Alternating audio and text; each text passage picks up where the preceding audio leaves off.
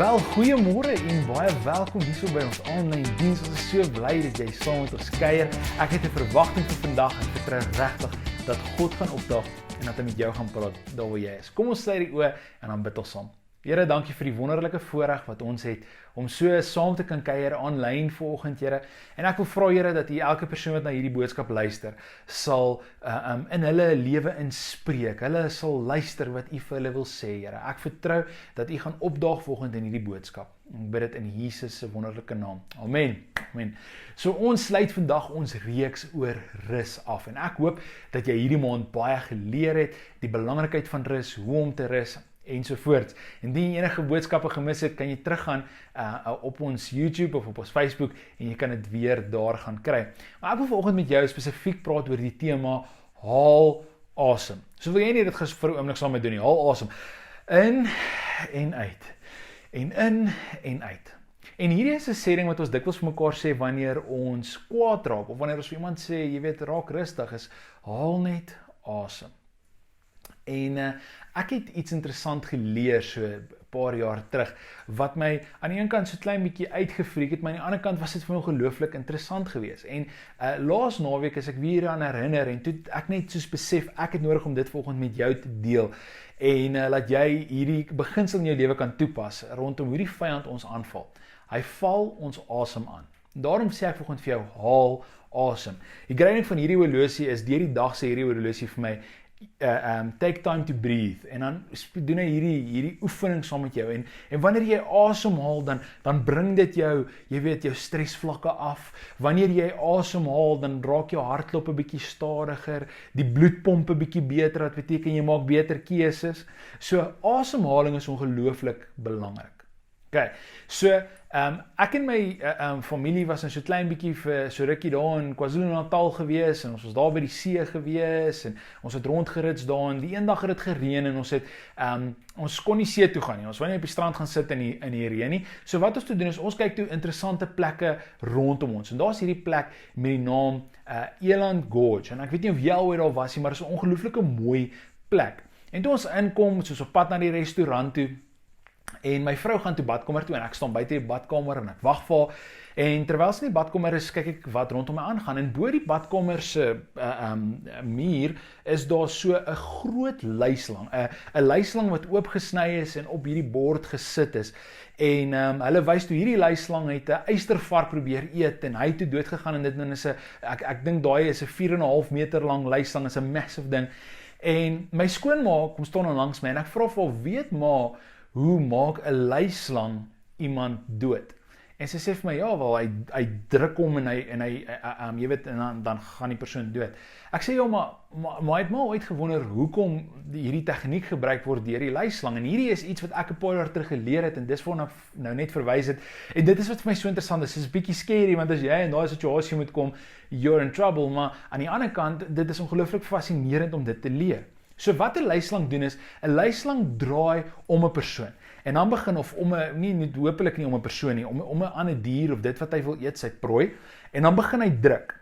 En wat gebeur is, elke keer wat jy asemhaal, dan moet jy inasem, en dan wat hy doen is, hy druk weer stywer. So wat gebeur is, jy kan op 'n stadium glad nie meer asem kry nie, en wanneer jy nie meer kan asem kry nie, dan gaan jy basies dood, jy versmoor basies dood. So wat 'n luislang jou eintlik doodmaak, sy breek jou bene deur aan jou vas te druk, dis nie hoe jy dood gaan, jy gaan dood, want jy kan nie meer asemhaal nie, want elke keer as jy probeer asemhaal, dan druk hy 'n bietjie stywer, en hy druk 'n bietjie stywer, en 'n bietjie stywer, tot jy nie meer kan asemhaal nie, ofwel tot die prooi nie meer kan asemhaal nie. Ek wil vir jou sê, dat Johannes 10 vers 10 is duidelik, dat dis dieselfde ding wat die vyand doen. Hy loop rond en kyk, hoe kan hy ons verwoes?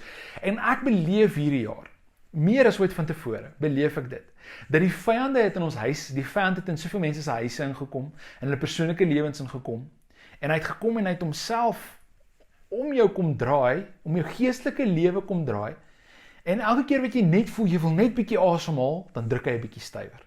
Dan druk hy 'n bietjie stywer. Ek weet, vir 'n gedeelte van hierdie jare is dit hoe ek gevoel het. En dit was 'n vreemde jaar, en ons het vir 'n sekere tydperk by die huis gesit, en ek en my vrou het hierdie gesprek, ek sê vir haar, ek het gedink dat dit gaan vreemd wees, aan die einde van hierdie jaar gaan ons almal voel, ons het nie rus nodig nie as gevolg van lockdown, Maar dit is totaal en al anders. Ek voel ek het hierdie jaar meer rus nodig as ander jare. En so ek dink die tema van rus is so relevant. Want die vyand kom en hy druk, en as jy net dink jy wil nog 'n bietjie asemhaal, dan kom druk hy nog 'n bietjie meer, en hy kom druk nog 'n bietjie meer, totdat jy nie meer asem oor het nie. Nou interessant, die woord asem en die beeldspraak van asem in die Bybel is verteenwoordig van die Heilige Gees. En so ek vir jou vra vandag, hoeveel van die Heilige Gees het jy in jou lewe? Jy sê, want dis die vyand se hoofdoel is om ons fokus van God af te haal, en as hy die Heilige Gees kan kom, al hoe stiller en stiller en stiller maak in my en jou lewe, omdat ons nie rus nie, dan wat hy eintlik in essence doen, is hy haal ons fokus van God af, en dan gaan ons sterf. Want sonder die Heilige Gees kan ons nie. Sonder God kan ons nie. En so, dit is die vyand se hoofdoel. Johannes 10 vers 10. Die vyand loop rond en kyk, wie kan hy verwoes? Maar dankie tog, hy skrifstoppie door, hy gaan aan, hy sê, maar ek het gekom om julle lewe te gee, en dit in oorvloed. En so vandag wil ek jy, as jy wat na hierdie boodskap luister, is pause miskien hierdie video, of vat 'n oomblik en dink by jouself, is ek besig om deur die vyand aangeval te word, en is die asem besig om uit my gedruk uit te word? En as dit jy is, wil ek jou encourage vandag hier te sê, daar is hoop, en daai hoop se naam is Jesus Christus, en ek wil vandag vir jou beginsel uit die woord uit leer, en iets wat jy heel moontlik al gehoor het, maar ek wil hê jy moet vandag net weer op die einde van hierdie jaar 2020, een van die vreemdste jare ooit, sekerlik die vreemdste jaar in my lewe, terugsit en sê, ek wil myself weer herinner aan hierdie waarheid. Jy sien, want dis die ding van rus, wanneer ons dit nie doen nie, dan brand ons uit, en dan word ons al hoe minder produktief.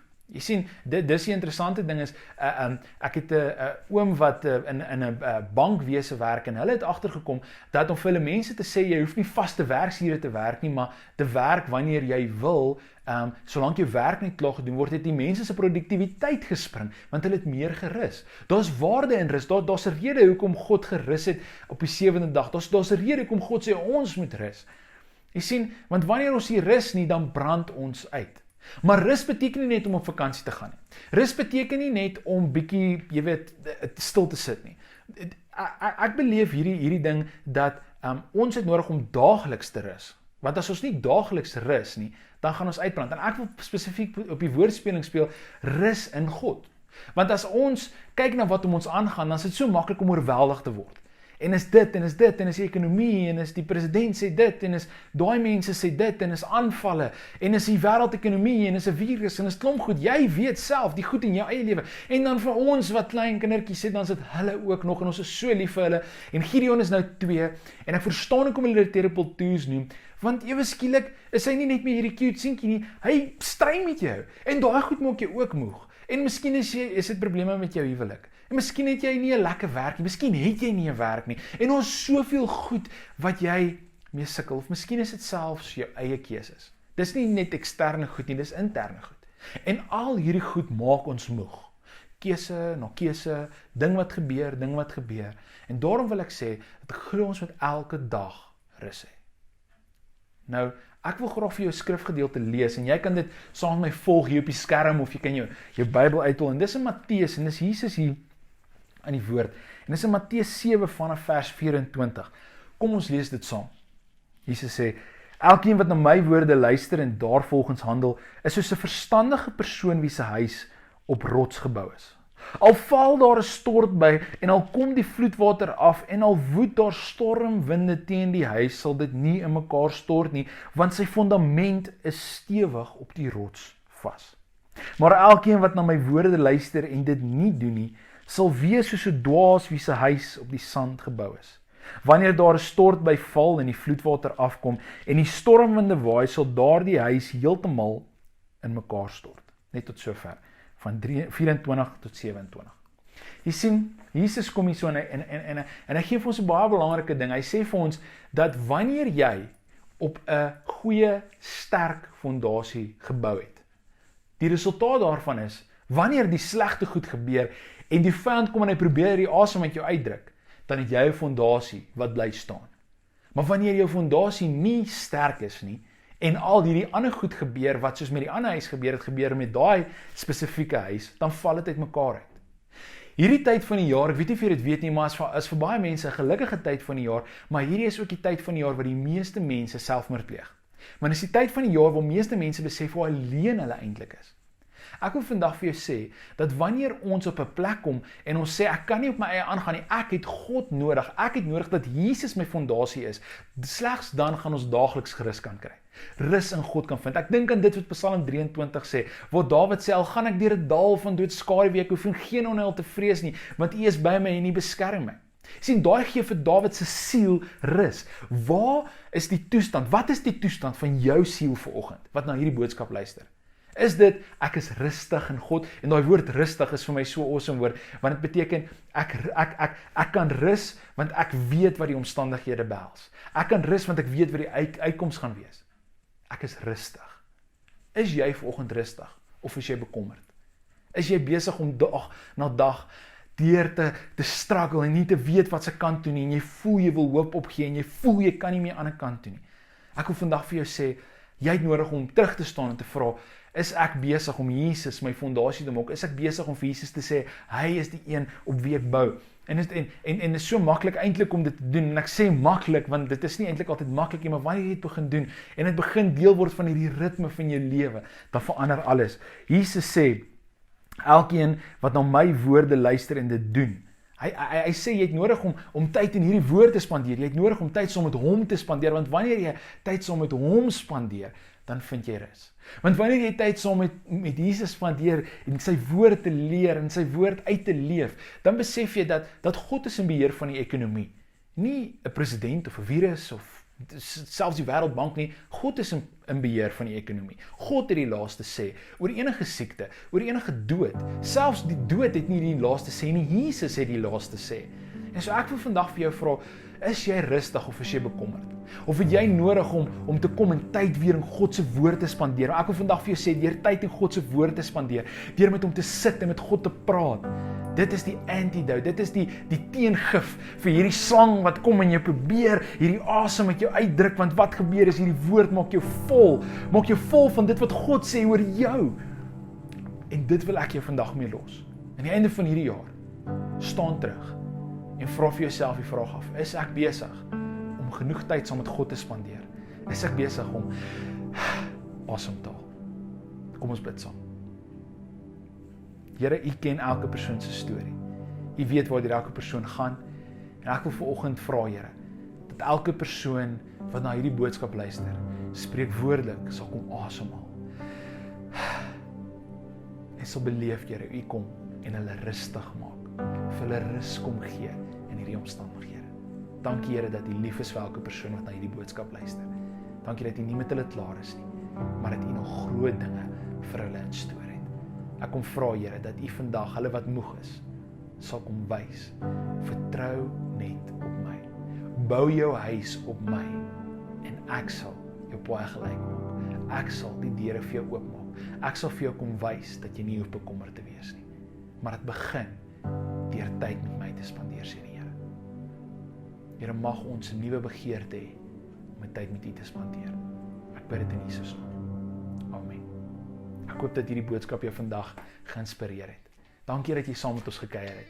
Indien jy graag 'n bydrae wil maak tot hierdie bediening, vra ek jou om die skerms dop te hou vir maniere om dit te doen. Ek nooi jou ook uit na ons oujaarsdiens, wat ook hier so aanlyn gaan wees, maar ook in persoon by ons Corpus Christi campus. So maak seker jy kom maak 'n draai.